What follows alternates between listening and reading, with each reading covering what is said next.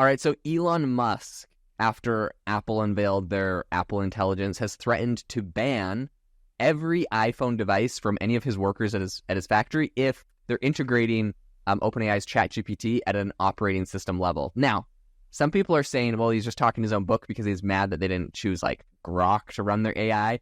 Even though they said they'll support other AI models in the future, I think mostly like Google Gemini. Do you think that he'd actually do this? Do you think that'd have any impact on it? Do you think his whole thing here is going to have a negative impact on iPhone sales? What's your take on him saying it's a security hazard to have ChatGPT baked into the operating system? I think that he's worried about things getting leaked, maybe, but he uses an iPhone himself, I think. So that's interesting. Yeah, he does. The switch. Weird. So what do you think he's worried about? I think maybe it's the leaking thing, dude. I think all it takes is if they did integrate ChatGPT into the operating system level, all it takes is ChatGPT technically. And actually, I've read a bunch of stuff, and I think Apple's trying to do it like different, so that this wouldn't be a possibility. But like, you could think from a base level, his concern could be like, if ChatGPT was running your phone, it would also be picking up all the conversations, and all those conversations would be stored on a server. So if someone could hack the ChatGPT server, they technically could get access to every command, conversation, like everything from every iPhone ever. It could get hacked through the ChatGPT. I think that's the concern there. Sounds like he doesn't have a lot of trust in Apple. Yeah, I know, which is kind of interesting because Apple and him had a bit of a rough relationship after he bought X. I remember Apple was like, they were going to ban it. They were going to ban it from the App Store. No, they were going to do all sorts of, they were going to do all sorts of things. But like, they were like, we're pausing advertising on X because, all of the anti-Semitism and whatever that was like, people were just like faking it. It didn't actually exist. They did a bunch of studies, said that whatever, all the hate speech went down after he bought it, but everyone said it went up. So Apple was like, we're going to, whatever, stop advertising. And then Elon went to Apple headquarters and had a little chat with Tim Cook. I don't know what went down, but all of a sudden they were buddies after that, and they continued their advertising on the platform. And I don't know, maybe threatened to launch a new phone. Do you think Elon would start a Tesla phone or an X phone?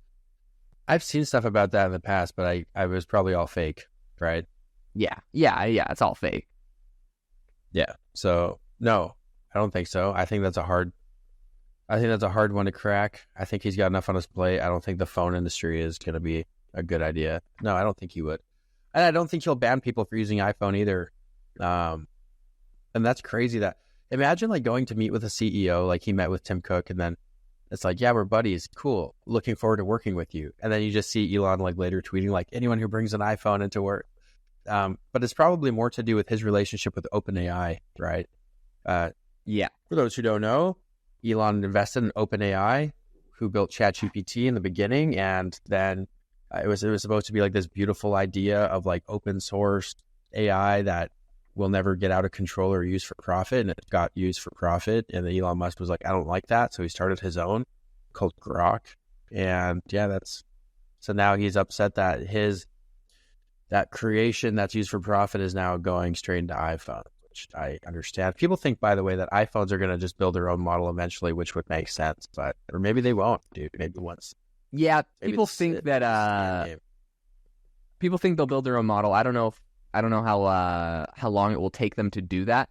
My guess is that when they said they'll support other AI models in the future, aka they'll be able to like hot swap things out. They're doing that because they don't want it to seem weird. That's like, oh, sorry, we're no longer going to work with ChatGPT and OpenAI. It's like, we needed them for a second, now we're dumping them, which pretty much is what they're going to do. At some point, they'll just be like, we have our own AI model that's just as good, so now we don't need them anymore. And they'll probably, but you can pick, but now it's just set by default to be Apple, so they're just going to, slurp you up. Yeah, you could pick some crappy one.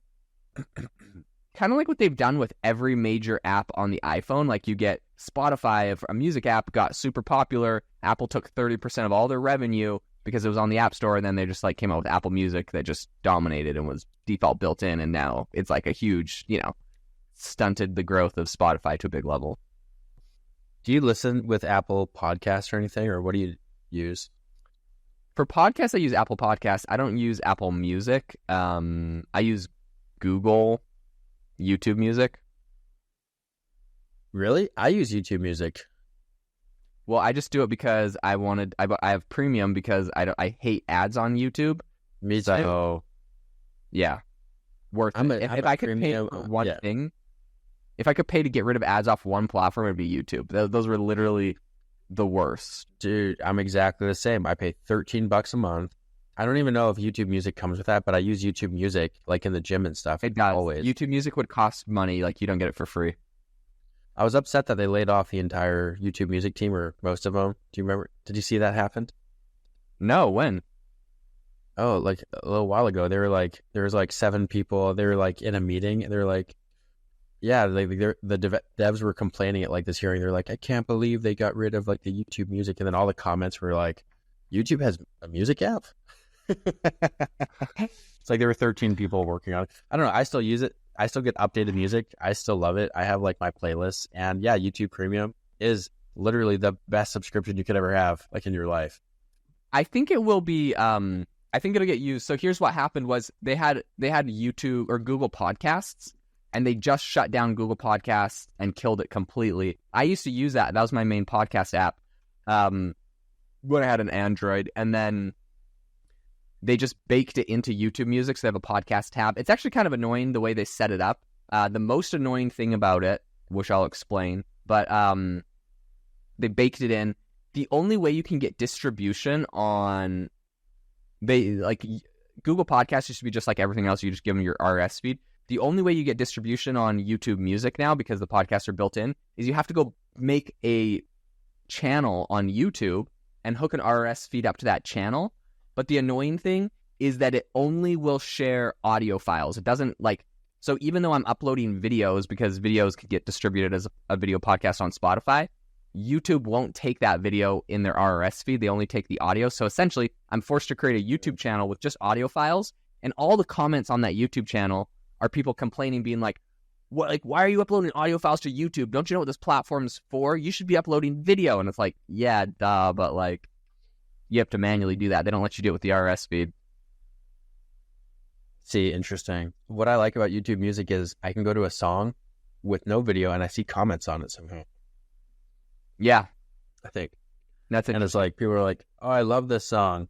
Like, actually, you know what? That's not true. I think it might only be for videos. Oh, yeah. So if I go to the video here on my Cody Simpson You can song, switch between like just the song and the YouTube video. And I mean, I think that's cool. I think that's a cool feature. I think it's cool. Although I usually just don't have the video turned on because I'm like driving or something. Yeah, and it plays in the background. Oh, background play is also the other reason why you get YouTube Music, YouTube Premium. Playing it, you can play in the background. That was a great feature for them to gatekeep behind that paywall. Oh yeah, playing background. I freaking love that. Yeah. Well, you know what the worst thing is, and I don't know if you're at this phase of life yet, but they don't let you do that for kids' music. For some reason, you can't play kids' music with it being minimized. It's like some safety feature they set there or something. So like half the time I'll put like a Disney song on for my kids, but I want to be using my phone and doing something different while it plays. And if I try to minimize it and like look for other music, it just like pauses the song and it's like, no, no, no. If you're listening to kids' music, you have to only have that on your screen. I'm not sure what their I'm not sure what kid safety thing that is. Maybe they're worried that you give like a kid song to your kid and then they leave that and they go and find like some adult song that's like bad and then you'll get mad at them. Maybe that's what it is. I would say just don't give your phone to your kid. Not until they're 18. What's the age for you? When do you think you'll give your oldest kid his first phone? I don't know, dude. I think the less the better. But at the same time, you don't want to like run from technology. So maybe by the time he gets to like 16, that's a good time. It's kind of interesting. I've been listening to a lot of people that are like in tech. So like Jason Calacanis, who like, I feel like he would be kind of like, well, whatever. Yeah, he said he's not giving his kids phones till they're 16. I see. What about you? Yeah, no, for me, I'm not giving my kids, like, I didn't have a phone. I guess I had an iPod Touch maybe when I was like 14. But yeah. So I didn't have a phone an till iPod Touch I didn't have a phone of an iPhone though. I didn't have anything till I was like 17. I'm pretty sure I even like went to college with a iPod Touch and used Wi-Fi for college. Oh, dude, now that you mention it, yeah, I went to college and I think I got my first phone right before I went to college. Yeah. It's so weird. Well, because I wonder if it's different for us because growing up in Canada, the thing you have to know is that Canada's mobile network is like on drugs. If you wanted a phone back then, the cheapest like phone plan you could get is equivalent of like $80 a month American, which if you're like in high school, your parents don't want to buy that for you. And they're like, yeah, so if you want a phone, go buy your own, like pay for your own plan. There was no way I was going to pay like, it's crazy. It's literally like $80 a month or something crazy for like a phone plan. Yeah, and that's not unlimited data. That's like still metered texting and calls and stuff. Metered, yeah. You have limits to texting, calling, and data. There's some limits, and it's $80 a month. Yeah, and I don't know. Yeah, I remember taking my buddy with me to get a phone because, like I wasn't old enough or something, and I didn't even get a phone plan with it. I just got the phone, and then I used Wi-Fi with it, and it was it was an Android. I hardly remember. Yeah. It was a different time. You know what else I used to do was I would go to the phone stores after like iPhone had come out when everyone was trading in for like iPhones, and I would go ask them for all their old phones, like their flip phones. So I had like a collection of flip phones that had different games on them. So instead of having to buy like, you know, a Game Boy, I could just play games on.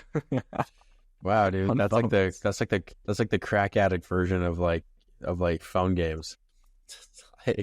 It's about the equivalent of like those games that would come in like a cereal box where there's like 3 buttons and you could like sort of just move around a little bit.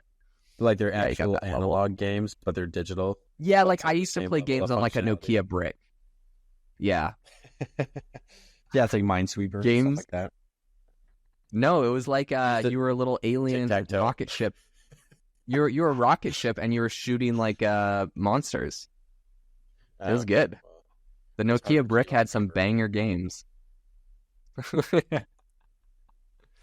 Anyways, if you enjoyed the podcast today, make sure to leave us a review. We read them all. We appreciate them all. And we hope that you have an amazing rest of your day.